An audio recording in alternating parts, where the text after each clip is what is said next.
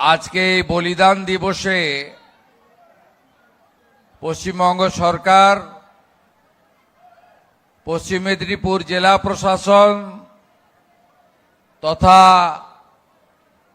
মহবনী উন্নয়ন পর্ষদ এবং এলাকায় প্রাতঃস্মরণীয় ক্ষুদিরাম বসুর নামাঙ্কিত নানা সংগঠন, শিক্ষা প্রতিষ্ঠান সকলের পক্ষ থেকে প্রতি বছরের মতো এবারে আত্মবলিদান দিবস বা বলিদান দিবস পালিত হচ্ছে। আমি এর আগে অবিভক্ত মেদিনীপুরের সন্তান হিসেবে এখানে অনেকবার এসেছি, কিন্তু আজকে আমি মুখ্যমন্ত্রী হিসেবে প্রথম বছর আমি এখানে এসেছি। আমাকে অনেকেই সকাল থেকে ফোন করে মেসেজ করে বলছিলেন যে আমাদের স্মৃতিতে নেই 11ই আগস্ট বলিদান দিবসে বিগত দিনে কোনো মুখ্যমন্ত্রী এসে এই মহান বিপ্লবীর চরণে প্রণাম জানিয়ে গেছে তার মূর্তিতে, এ উদাহরণ নেই। তাই এই গৌরবের সাক্ষী থাকার জন্য আমি নিজেকে কৃতার্থ বলে মনে করি। আমি অনেকটা বিলম্বে এসেছি, কারণ আমি যখন এখানে নামার কথা ছিল তখন প্রচণ্ড দুর্যোগের জন্য আমাকে কোলাঘাটে অবতরণ করতে হয়েছে। কিন্তু আজকের দিনটা তো পরিবর্তন করা যায় না। আজকের দিনে আমাদের এই ভারতবর্ষের সুসন্তান, যিনি নিজের আত্মবলিদানের মধ্য দিয়ে আমাদের দেশকে স্বাধীন করেছেন, আমরা আজকে স্বাধীন ভারতবর্ষের নাগরিক। তাই তার এই আত্মত্যাগের দিনে আমাদের সকলকে সমবেত হয়ে তার প্রতি শ্রদ্ধা জানাতে হবে। তাই আজকের দিনে আমাদের এখানে আসতেই হবে। তাই আমি পৌঁছেছি খানিকটা বিলম্বে। আমি ত্রুটি স্বীকার করিনি। মাননীয় জেলা শাসক মহোদয় তিনি অল্প সময়ের মধ্যে ব্যবস্থা করেছেন, তাকে বিশেষভাবে অভিনন্দন জানাই। তিনি আপনাদের সকলের সাহায্য নিয়ে করেছেন। ওনাকে বিশেষভাবে জেলার পুলিশ আধিকারিক এবং তথ্য সংস্কৃতি দপ্তর, কেশপুর ব্লক প্রশাসন তাকে সহযোগিতা করেছেন, তাদেরও ধন্যবাদ জ্ঞাপন করি। মঞ্চে উপবিষ্ট আছেন আমার দুই রাষ্ট্রবাদী প্রচারক সাথী, ভাতৃপ্রতিম তন্ময় দাস এবং সাথী সমিত মণ্ডল মহোদয়। আমাদের আজকে এখান থেকে আমার পশ্চিমাঞ্চল উন্নয়ন পর্ষদের সভা আছে। কি করে আমরা পশ্চিম মেদিনীপুর, ঝাড়গ্রাম, বাঁকুড়া, পুরুলিয়া, পশ্চিম বর্ধমান, বীরভূমের ৭৪টি ব্লককে আরো উন্নয়ন করতে পারবো তার পরিকল্পনা করব। তাই বিধায়কদের ওখানে যেতে হয়েছে। যে পশ্চিমাঞ্চল উন্নয়ন পর্ষদ এলাকার বাইরে যে বিধায়করা আছেন তাদের মধ্যে সম্মানীয় অমল কুমার পণ্ডা মহোদয় সবঙ্গের, তপন দত্ত মহোদয় দাসপুরের, সিন্টু সেনাপতি মহোদয় পশ্চিম পাঁশকুড়ার, সুকান্ত দোলই মহোদয় চন্দ্রকোনার, তারা আছেন আমার সাথী বিধায়কবৃন্দ। তাদেরকেও শুভেচ্ছা জ্ঞাপন করি। প্রেস মিডিয়ার বন্ধুরা, তাদের ধন্যবাদ জানাই। তারা অনেক সকাল থেকে এখানে এসেছেন। বেলা গড়িয়ে দুপুর পেরিয়ে আমরা এখন বিকেলের দিকে যাচ্ছি। আপনাদের কারোর আহার হয়নি। আপনারা অপেক্ষা করে আছেন কখন আপনাদের প্রাণের মুখ্যমন্ত্রী এখানে আসবেন এবং আপনাদের সঙ্গে সাক্ষাৎ হবে। আপনাদের সঙ্গে সম্পর্কটা আমার অনেক লম্বা, অনেক ঝড়, অনেক বৃষ্টি, অনেক চড়াই, অনেক উতরাই, অনেক লাঞ্ছনা, অনেক বঞ্চনা, অনেক আঘাত, সবকিছু মিলিয়ে এই জায়গায় আমি পৌঁছাতে পেরেছি এবং আপনাদের আশীর্বাদ ছাড়া এটা কখনো হতে পারে না। আমি এমন একটি জেলায় জন্মগ্রহণ করেছি যে জেলার এক প্রান্তে মা মাতঙ্গিনী হাজরা, আরেক প্রান্তে ক্ষুদিরাম বসুর মতো বিপ্লবীর পুণ্য পীঠস্থান। আমি এমন একটি জেলায় জন্মগ্রহণ করেছি যে জেলায় বিদ্যাসাগরের মতো মহান মানুষ যে জেলাকে আলোকিত করেছেন এবং গোটা ভারতবর্ষের সাংস্কৃতিক জাগরণে তিনি নেতৃত্ব দিয়েছেন। তাই এই অবিভক্ত মেদিনীপুর জেলার ভূমিপুত্র হিসেবে আমাকে অনেক কাজ করতে হবে, কারণ 34 বছরের কমিউনিস্টের রাজত্ব, 15 বছরের তৃণমূল কংগ্রেসের রাজত্ব, তারা না দিয়েছে স্বাধীনতা সংগ্রামীদের সম্মান, না তুলে ধরেছে আমাদের রাষ্ট্রবাদের অতীত ইতিহাস, না জানতে দিয়েছে আমাদের নতুন প্রজন্মকে। আমরা পাঠ্যপুস্তকে সিঙ্গুরে টাটাকে তাড়ানোর কথা পড়ি, কিন্তু বীর বিপ্লবী ক্ষুদিরাম বসু বা মা মাতঙ্গিনী হাজরার কথা আমরা সিলেবাসে সেভাবে আমাদের নতুন প্রজন্মকে, আগামী প্রজন্মকে, ছাত্রছাত্রীদের কাছে আমরা তুলে ধরতে পারিনি। আমরা তুলে ধরতে পারিনি যে 1908-এর 11ই আগস্ট কেন বলিদান দিতে হয়েছিল বীর বিপ্লবী ক্ষুদিরাম বসুকে। আমরা তুলে ধরতে পারিনি 1942-এর 29শে সেপ্টেম্বর এক হাতে শঙ্খ, এক হাতে জাতীয় পতাকা নিয়ে কেন তমলুকের বানপুকুরে মা মাতঙ্গিনী হাজরাকে দেহ রাখতে হয়েছিল। আমাদের কেউ জানে না যে বীর বিপ্লবী ক্ষুদিরাম বসু তিনি মেদিনীপুরে অনুশীলন সমিতি তৈরি করে এক কঠিন লড়াই ব্রিটিশদের বিরুদ্ধে শুরু করেছিলেন।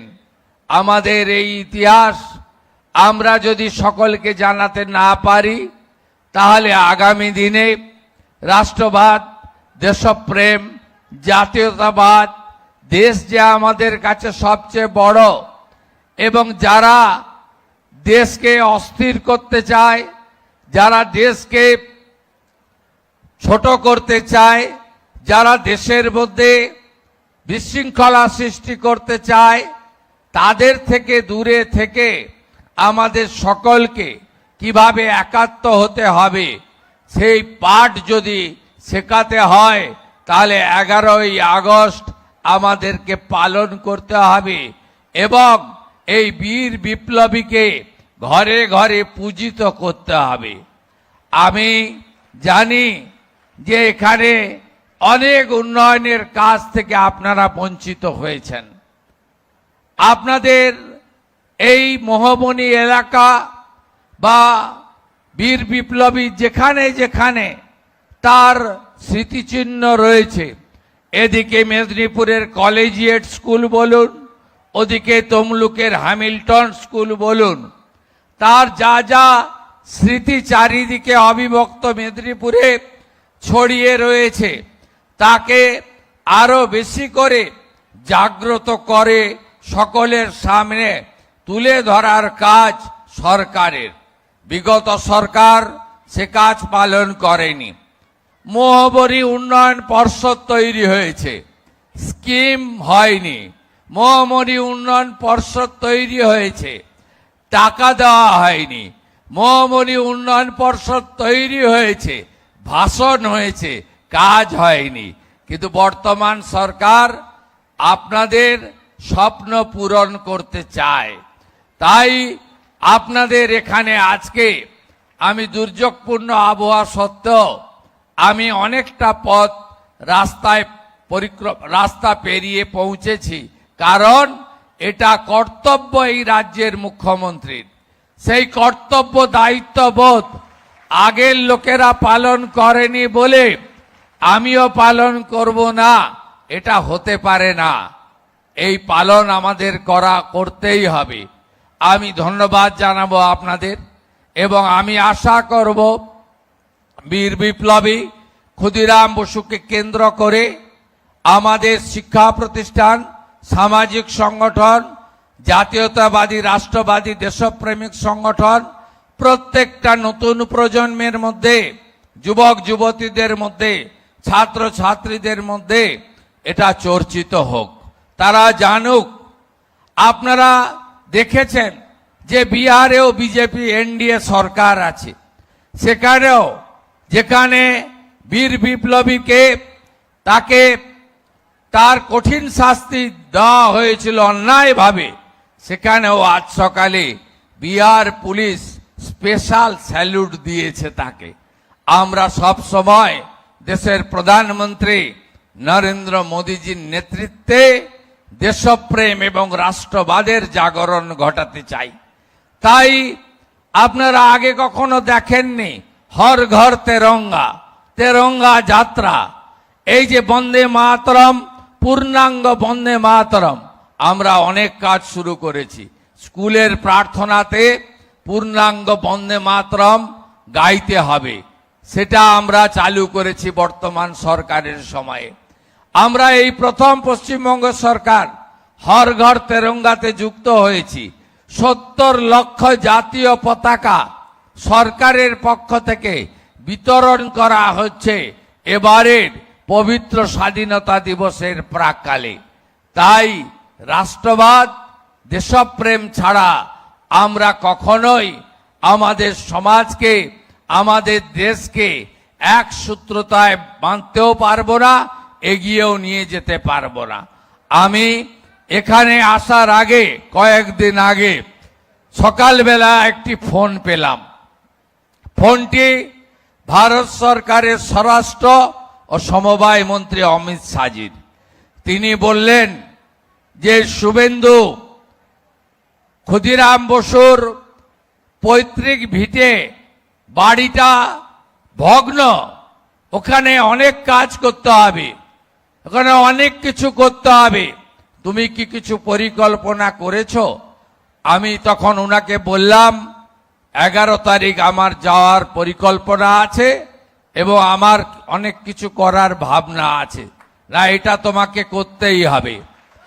আমি অমিত শাহজিকে ধন্যবাদ জানাই, কৃতজ্ঞতা জানাই যে তিনি কেশপুরের মোহবনির কথা, এই বীর বিপ্লবীর কথা আমাকে উপদেশ এবং নির্দেশের আকারেও তিনি দিয়েছেন।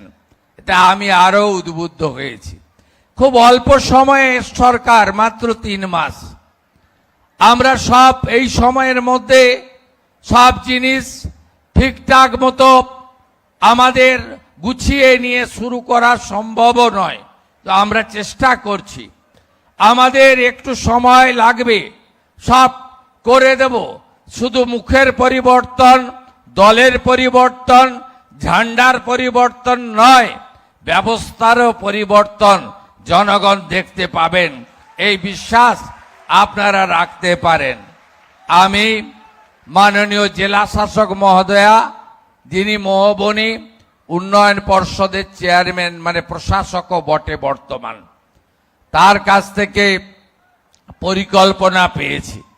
তার পৈতৃক ভিটাকে আরো সংস্কার, রিনোভেশন, এখানে একটি মিউজিয়াম, এখানে ক্ষুদিরাম বসুকে নিয়ে একটি গ্যালারি, একটি লেজার শো, আলো শো এর ব্যবস্থা, এবং এখানে যারা বাইরে থেকে আসবেন দর্শন করতে এই পুণ্যভূমিকে, যারা এখানে আসবেন ইতিহাস লিখতে, গবেষণা করতে, স্বাধীনতা সংগ্রাম এবং জাতীয়তাবোধ সম্পর্কে জানতে, বীর বিপ্লবীর লড়াইয়ের কথা অতীতকে চিনতে জানতে, তাদের জন্য থাকার আবাস সব মিলিয়ে একটা পূর্ণাঙ্গ ডিপিআর তৈরি হবে।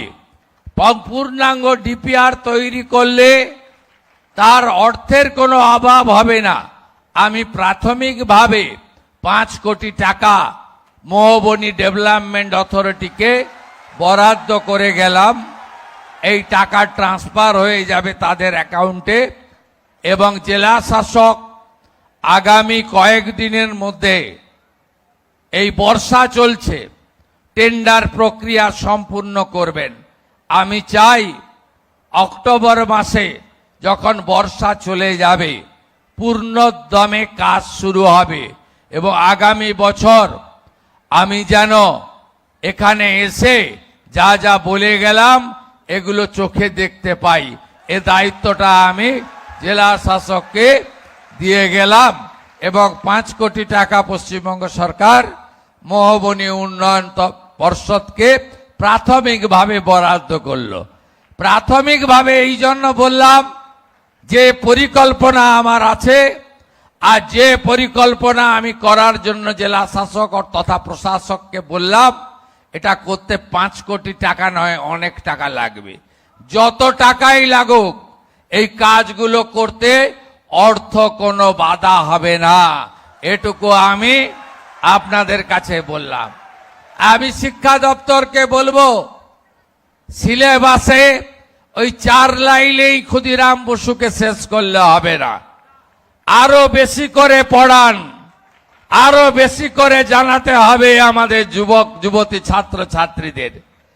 প্রাথমিক স্তর থেকে জানান, একেবারে ইউনিভার্সিটি পর্যন্ত জানান এবং এর উপরে উনার বিপ্লব, উনার ভাবনা, উনার যেটা মাথা উঁচু করে হার না মানা লড়াই, জীবন মৃত্যুকে পায়ের ভিত্ত করে অত্যাচারী ব্রিটিশের ফাঁসির দড়ি গলায় নেওয়া বন্দে মাতরম গাইতে গাইতে হাতে গীতা নিয়ে যে লড়াই তিনি শুরু করেছিলেন, এই লড়াই সকলের জানা দরকার, সকলকে জানানো দরকার, সকলকে বলা দরকার, এটাই আমি মনে করি। আমাকে বাঁকুড়া যেতে হবে, যদি অনুমোদন দেয় হেলিকপ্টারে, আর অনুমোদন না পাওয়া গেলে রাস্তাতে। কারণ আপনারা আমাকে চেনেন, আমি কখনো শুরুতে বিশ্বাস করি না, আমি সম্পূর্ণতায় বিশ্বাস করি। আমার জীবনে আমি সব সময় এতে করি এবং কথা যদি দেন ভেবে দেবেন, আর যদি দিয়ে দেন সে কথা রাখবেন, নইলে মানুষের কোনো মূল্য থাকে না। আপনারা সবাই ভালো থাকবেন। আমি চাই, কেশপুর মানে বোমা গুলির আওয়াজ, কেশপুর মানে মিথ্যা মামলা, কেশপুর মানে সন্ত্রাস, কেশপুর মানে একদলীয় ব্যবস্থা, কেশপুর মানে রাজ্য কেন্দ্র সরকারের সব উন্নয়নের কাজ থেকে কাটমানি, কেশপুর মানে পঞ্চায়েত মানে লুট। এসব জিনিস বন্ধ করতে হবে, বন্ধ করতে হবে। কেশপুর মানে ক্ষুদিরাম বসুর কেশপুর। কেশপুরে প্রত্যেকটি বাড়িতে শৌচালয়, প্রত্যেকটি গরিবের বাড়িতে প্রধানমন্ত্রী আবাস, প্রত্যেকটি গরিবের বাড়িতে প্রধানমন্ত্রী সূর্য ঘরে আলো, সোলার আলো। কেশপুর মানে ভালো ভালো বিদ্যালয়, ভালো ভালো কলেজ। কেশপুর মানে হসপিটালটা ভালো হবে, রেফার হবে না। কেশপুর মানে রাস্তাঘাট চকচক করবে।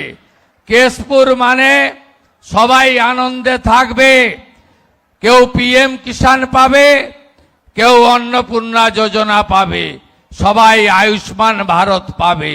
এই কেশপুর আমি চাই। আমি এসপিকে বলে গেলাম, অনেক অত্যাচার সহ্য করেছে, নরেন্দ্র মোদী জিন্দাবাদ বলার জন্য অনেক মানুষ অনেক অত্যাচার সহ্য করেছে। সমস্ত মামলা প্রত্যাহার করবেন, সমস্ত মামলা। এই সামনে যারা বসে আছে এদেরকে জেল খাটিয়েছে মাসের পর মাস। আমি ভুলিনি 24 সালে লোকসভা ভোটে এই কেশপুরে আমাকে সভা করতে বাধা দেওয়া হয়েছিল, মানিনি আমি। মানুষ আসেনি কিন্তু আমি এসেছি। আমি বলবো আমি কিচ্ছু বলিনি। মাননীয় এসপি, ওই মামলাটা আপনি বের করবেন। যারা জড়িত ছিল তাদেরকে আমি জেলে দেখতে চাই। ভালো থাকবেন। भारत माता की, भारत माता की।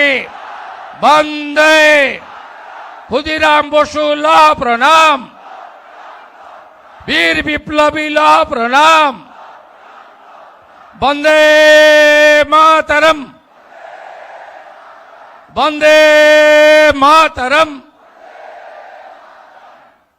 অন্তর থেকে শ্রদ্ধা জানাচ্ছি মাননীয় মুখ্যমন্ত্রী মাননীয় শ্রী শুভেন্দু অধিকারী মহোদয়কে। একবার সকলে মিলে জোরে করতালি দিয়ে অন্তরে শ্রদ্ধা জানানো নাকে। মাননীয় মুখ্যমন্ত্রী মাননীয় শ্রী শুভেন্দু অধিকারী মহোদয়, আজকের এই অনুষ্ঠানের একদম শেষ প্রান্তে দাঁড়িয়ে আমরা ভারতবর্ষের জাতীয় স্তোত্র জনগণ মনর মধ্য দিয়ে আজকের এই অনুষ্ঠানের সমাপ্তি হবে। সবাইকে আরেকবার উঠে দাঁড়ানোর জন্য বিনীতভাবে অনুরোধ জানাই।